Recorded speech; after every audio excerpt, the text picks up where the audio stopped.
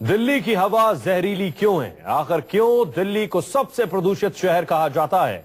News 24 ने जब इस सवाल का जवाब जानने की कोशिश की तो पाया कि दिल्ली और आसपास बन रही नई इमारतों में नियमों की अनदेखी की जा रही है, जिसकी वजह से एक तरफ प्रदूषण बढ़ रहा है तो दूसरी तरफ आशियाने के सपने पर ग्रहण।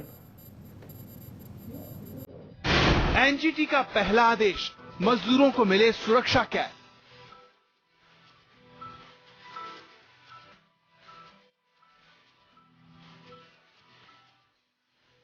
आपको मालूम है अंशुल कि आपको जो आप यहाँ काम कर रहे हैं आपको मास्क पहनना चाहिए? तो ये कंपनी वाले ने दिया नहीं। कंपनी वाले ने नहीं दिया। एनजीटी का दूसरा आदेश, निर्माणाधीन इमारत ढकी हो।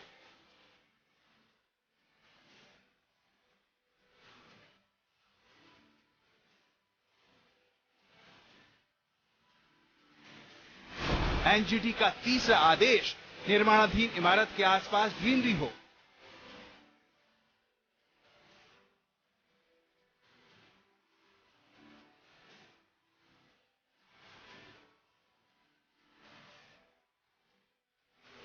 एनजीटी का चौथा आदेश, गाड़ियों में सीमेंट ढक कर लाई जाए।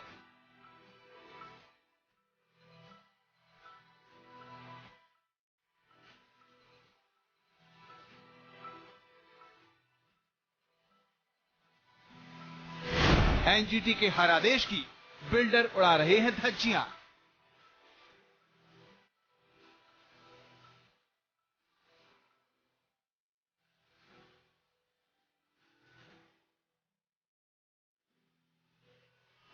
क्या ऐसे दुरुस्त होगी दिल्ली की हवा?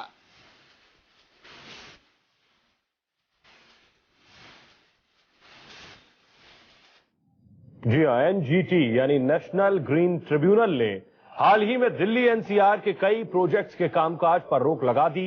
एनजीटी के मुताबिक इन साइट्स पर निर्माण कार्य की वजह से दिल्ली में प्रदूषण बढ़ रहा है। लेकिन इस खबर का सिर्फ यही पहलू नहीं है। इसका एक पहलू यह भी है कि बिल्डर्स की लापरवाही से लाखों लोगों का अपने घरों के लिए इंतजार और भी लंबा हो सकता है। ग्रेटर नोएडा वेस्ट, जिसे लोग नोएडा एक्सटेंशन के नाम से भी जानते हैं, यहाँ पर लाखों आशियाने बन रहे हैं। लाखों लोग एनसीआर में घर लेने के अपने सपने के बहुत करीब हैं, लेकिन इस सपने पर एक बार फिर आशंकाओं के बादल मंडराने लगे हैं। आपको लग रहा होगा कि ये तस्वीरें आपके सपने पर कैसे भारी हो सकती हैं।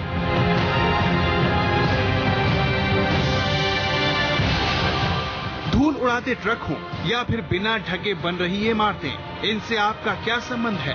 लेकिन आपको जानकर हैरानी होगी कि आपके बिल्डर की लापरवाही का खामियाजा आपको भी भुगतना पड़ सकता है, क्योंकि जाने अनजाने में बिल्डर निर्माण के लिए जारी की गई गाइडलाइंस का उल्लंघन कर रहे हैं।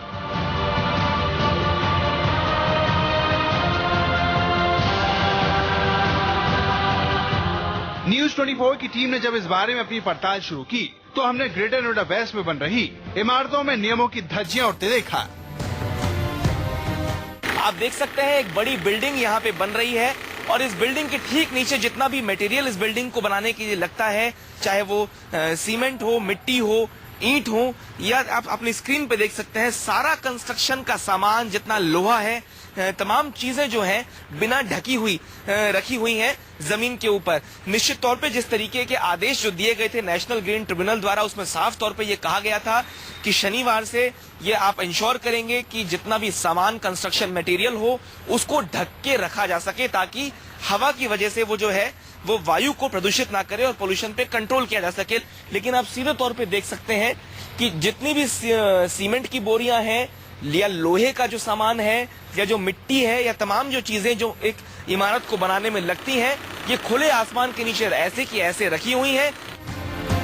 देखा आपने कैसे नियमों की अनदेखी की जा रही है।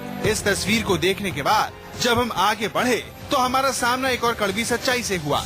यहाँ पर हमें मजदूर बिना सुरक्षा हेलमेट और मास्क में दिखे, जबकि आदेश ये है कि कंस्ट्रक्शन साइट पर काम करने वाले सभी मजदूरों को मास्क पहनाया जाए ताकि धूल के कण उनकी सांस के अंदर न जाएं। नेशनल ग्रीन ट्रिब्यूनल ने अपनी गाइडलाइंस में साफ तौर पे कहा है कि जो लेबर है जो बिल्डिंग में काम करती है उसको मास्क पहनना है और बिल्डर को उन्हें मास्क पहनाना उनको देना पड़ेगा। आप यहाँ पे कब से काम कर रहे हैं? 2 दिन हो गए। क्या नाम है आपका? अंशुल। आपको मालूम है अंशुल कि आपको जो आप यहाँ काम कर रहे हैं आपको मास्क पहनना चाहिए?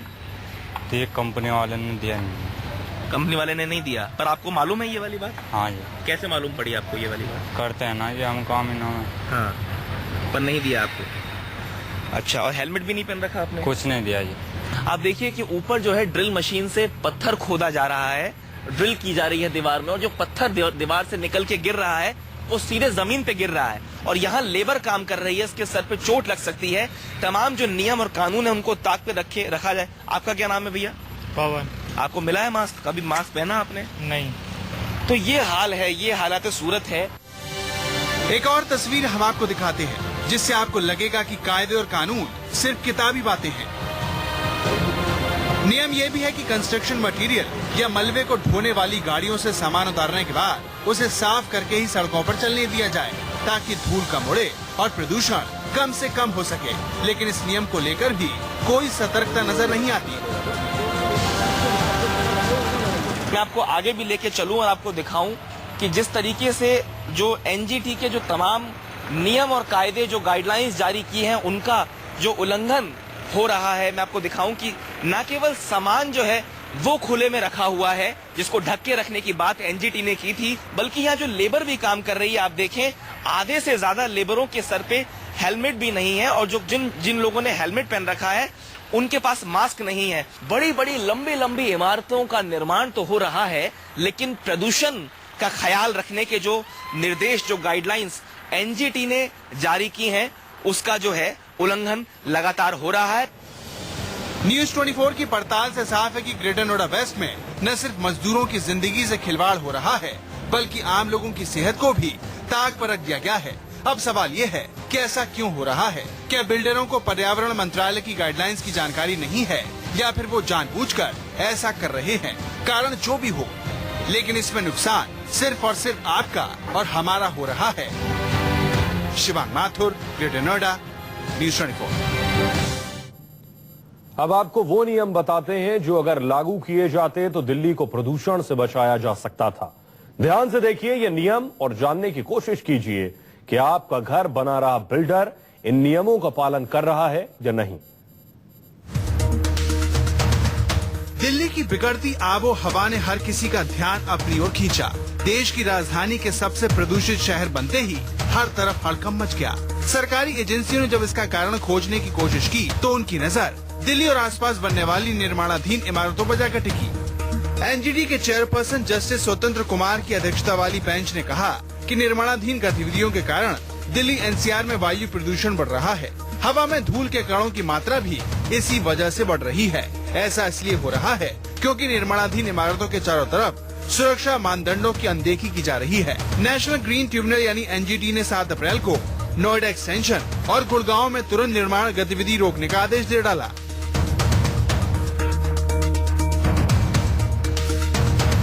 ट्रिब्यूनल ने ऐसे बिल्डरों पर 50,000 रुपए का जुर्माना लगाने का भी निर्देश दिया जो पर्यावरण और वन मंत्रालय की गाइडलाइंस का पालन नहीं कर रहे। कंस्ट्रक्शन के काम में शामिल होने वाले मजदूरों के सर पर इस तरह की कैप होनी चाहिए।